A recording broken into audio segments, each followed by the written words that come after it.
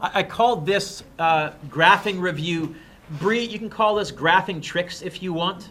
You can call this, hey, stuff Mr. Dueck has picked up. You may have noticed in the great big unit reviews that I'm giving you, every so often you're asked to interpret a graph. And I really haven't asked you to interpret a graph very much on any of your tests yet, but as of today, this will be fair game. Somewhere on your tests, sometimes, Neve, you'll be given either as a multiple choice or as a written, a graph to interpret. And what I mean by interpret, I'm either going to ask you to tell me something about the slope, what it is, say, or about the area underneath the graph.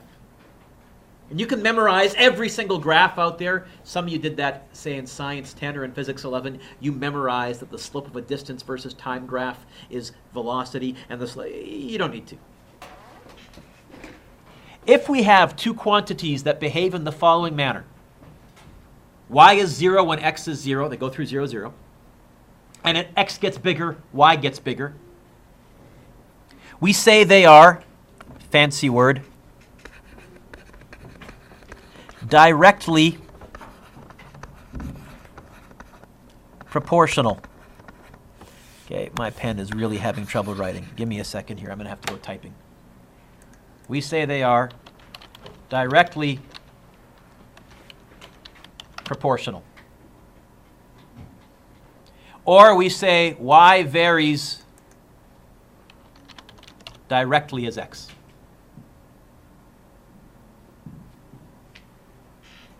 There's a symbol for proportional too. It's a Greek letter gamma. I think it's a fish. We write this. Here, pen.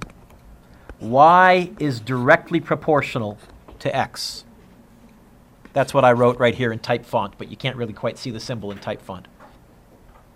Or if you want to make it an equation, what you're saying is it's a graph with no y-intercept. You're saying as an equation, it should look like this, except in science, traditionally, instead of putting m for slope, we say there's some kind of a constant there. Y equals kx, where k is called the fancy word constant of proportionality.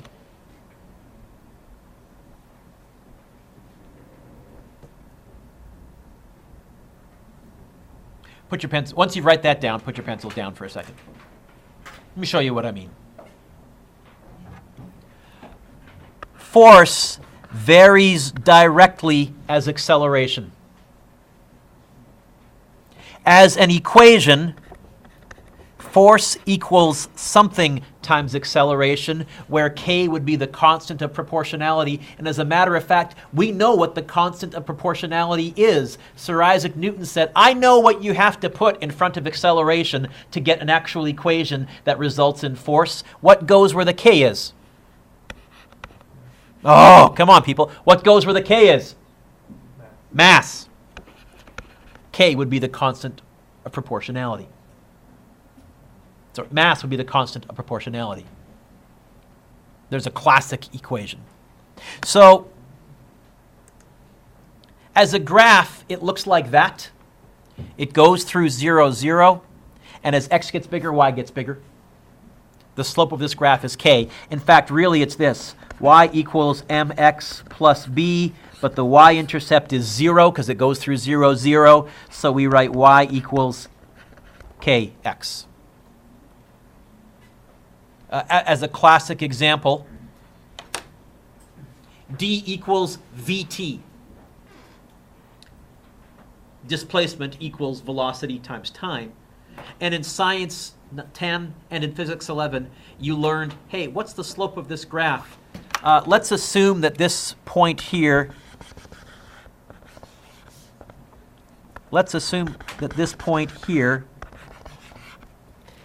is exactly 10, 5.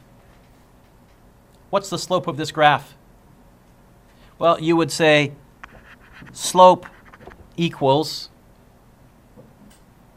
rise over run. What's the rise?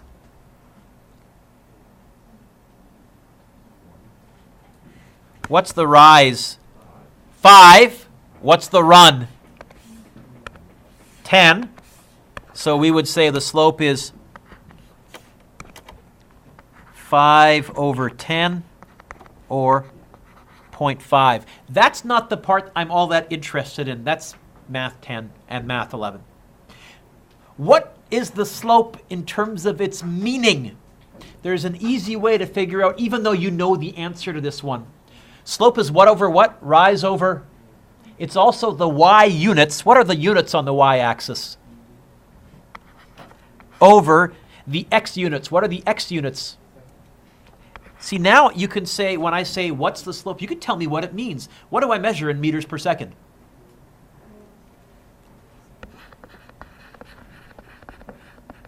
Velocity or speed.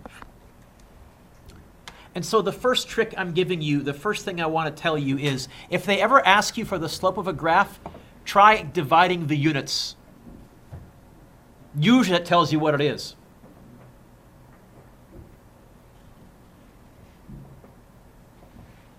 B.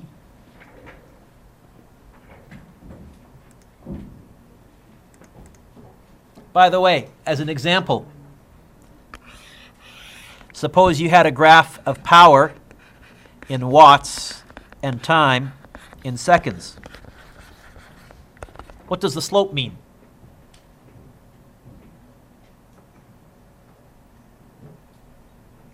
Sorry, let's change that, Mr. Dueck. Suppose you have work in joules and time. What would the slope be? Joules per second, which is what? Power. Which I thought backwards as I was making this dumb example up. That was silly. But you can figure out a lot of what's going on by looking at the units. If y isn't 0 when x is 0, but x gets bigger than y gets bigger, we say there is... Howdy, you looking for someone? Or? You see that paper in my hand? You know I'm on a mission, eh? So if we don't go through 0, 0, but we're still getting bigger, we say there is an... pen's not working. Okay. Indirect. I'm sorry, wrong word. Partial proportion. And what we mean by that, William, is, well, x and y have some relationship, but there must be something else there, because it doesn't go through 0, 0. We write this: y is proportional to kx plus b. You know what? It's really y equals mx plus b. Slope-intercept form is a classic partial proportion. Petra, I'm not going to test you on the words partial proportion or direct proportion, but you're going to occasionally see that in a paragraph of instruction and need to be able to figure out what the heck it means. Okay? As an example, what's the slope? Well, let's assume... Boy, I'm really having trouble with my pen today. That's okay. What's the slope of this graph? What's the rise? Don't say 6, because it's not. 3, because we're starting here. What's the run? 10. What are the units on the y-axis? What are the units on the x-axis? Now, 3 over 10, I'm pretty sure that's 0.3. I can do that in my head. What is meters per second per second?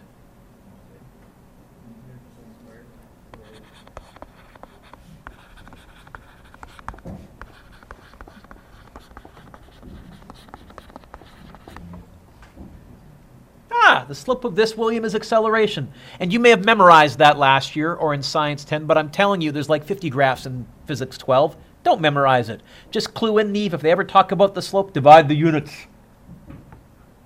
Oh, Neve, while we're at it, what's the y-intercept here? 3.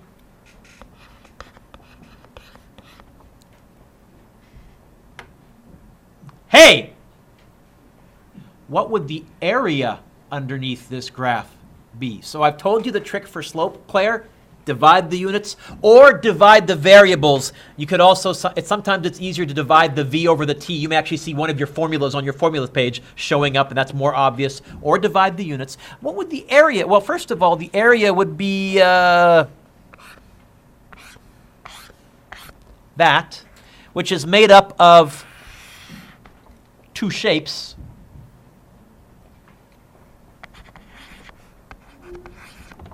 Area 1 and Area 2.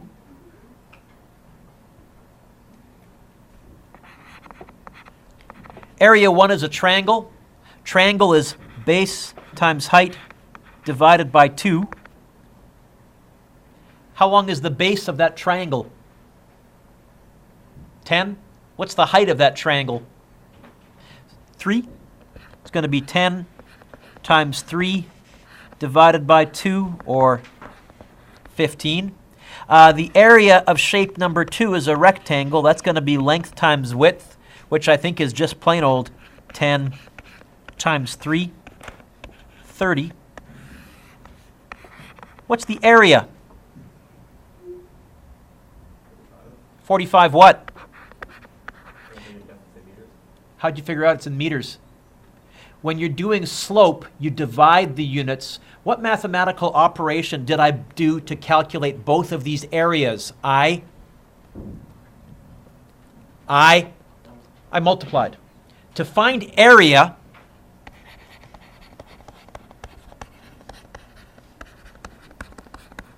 multiply the units. I think on the y-axis was meters per second. If I multiply by seconds over 1, which is really what's on the x-axis, William, you notice, my friend, hey, the s's cancel. What units are left behind?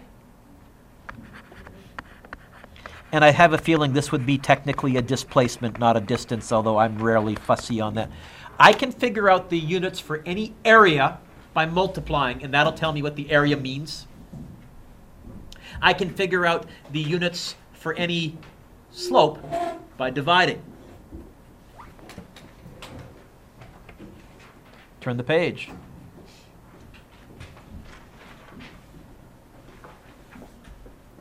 If when x gets bigger, y gets smaller, we say that y varies, and this is bad. This is bad. Who's in Math 12 right now? Pre-calc? I apologize to you. This is one time science nerds and math nerds screwed it up because we're going to be using the same word for two different things. We say it varies inversely, but in math, an inverse is not a fraction. An inverse is what you get when you switch the x and y around in an equation with that little -1 symbol. That's why in math, so many kids get inverse and reciprocal mixed up. It's not your fault. We named them badly. But we say this varies inversely. We say y is proportional to 1 over x, or y equals k 1 over x.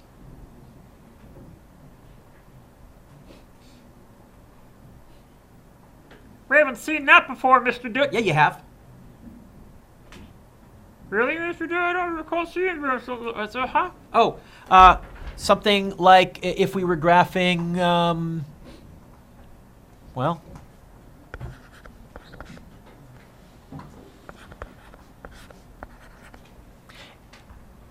if you're graphing acceleration versus 1 over mass.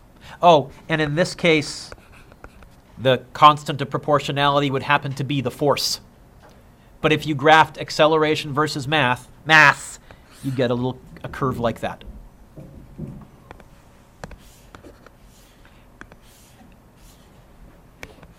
As an example.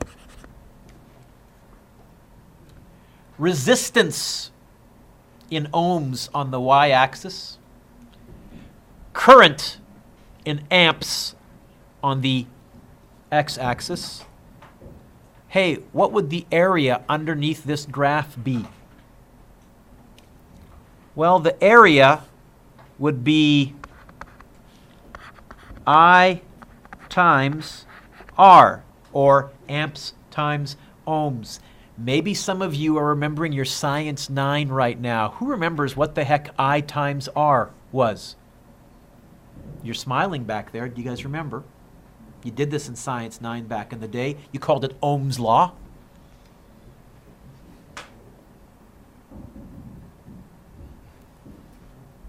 What? It's voltage. And you don't need to memorize that graph. I just showed you how to derive it.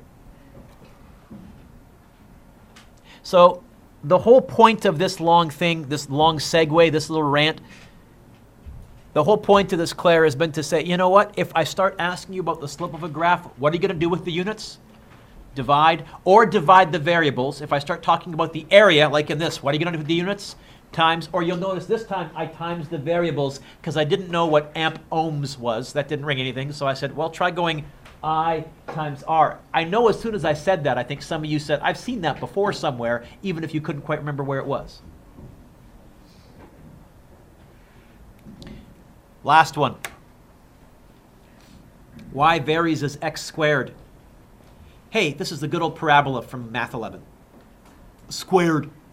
For example, if we graph kinetic energy versus velocity, hey, what is the equation for kinetic energy versus velocity? A half m what? V squared. It would look like that. Oh, when V is 0, kinetic energy is 0, so, William, it should go through 0, 0. But it would be a parabola.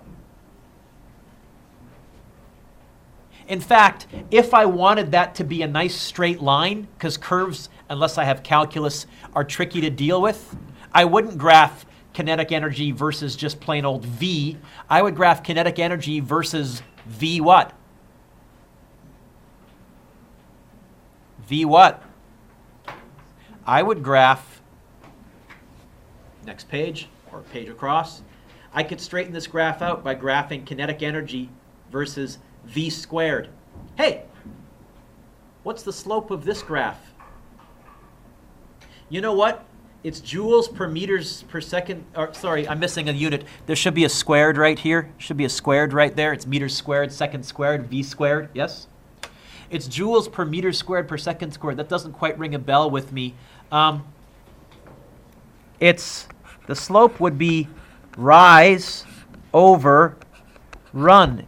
Is there an equation that has kinetic energy and V squared in it? Is there? Yeah. Can you bring the V squared underneath the kinetic energy and tell me what's left on the other side of the equation? No, it's not the mass. I gotta be fussy here. Ah, William, what? I think the slope of this graph is half the mass. Has to be. Which means, and this would terrify some people if you didn't know this trick, I could give you that graph with numbers, and I could say, hey, tell me how much this object weighs, or what its mass is, which would terrify some people. Try the area, try the slope. I'm telling you, it's going to show up in one of them. Because those are the only two skills you have in Physics 12, area and slope. On the provincial, on some of my tests on your final exam, you're going to be asked to interpret a graph. To find out what quality is represented by the slope, simply divide the units or the variables. And when I say divide, make sure you go rise, y's over run. Don't go x divided by y. To figure out what quantity is represented by the area, simply multiply the units or the variables. Thumbs up? Okay. That's it. Graphing tricks. Or, Nate, your other option is you can memorize the 50 or 60 graphs that you'll see this year for the remainder of the year. Don't do it that way. I had a kid try about 10 years ago now, and by November she was a wreck. She tried to memorize every single formula and every single manipulation as well. Homework from last day and take home quiz. You got half an hour. Here's your take home quiz.